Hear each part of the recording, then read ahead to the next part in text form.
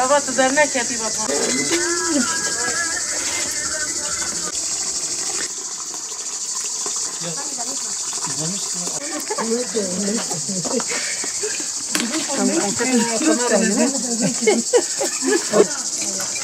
Tadiyalar gider böyle.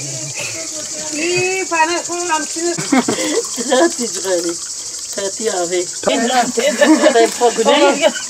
Ulan ablam bir biraz sana belini. Hocam ben de Silvan'dan geliyorum. İçme suyu. Orada bir grupla geldik. Asitli. Ben de içtim. Mesela bebek taşına iyi gelir diyorlar. İçtim, denedim yani. Asitli biraz. Sodaya benzer bir tadı var. Afiyet olsun, şeker olsun. Şifa versin. Batman'da geldik. Vallahi rahatsızım biraz. Midemden biraz rahatsızım. O yüzden geldim. Bir gazoz gibi böyle. Önce de geldim. 2 defa oldu yani. 15 sene geçti ben geldim. 2. sefer oldu.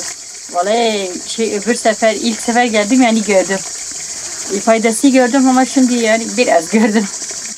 Tavsiye ediyorum. Ama şifayı. Batman için. Şifayı atına bu abi atına sonra ava kotkun.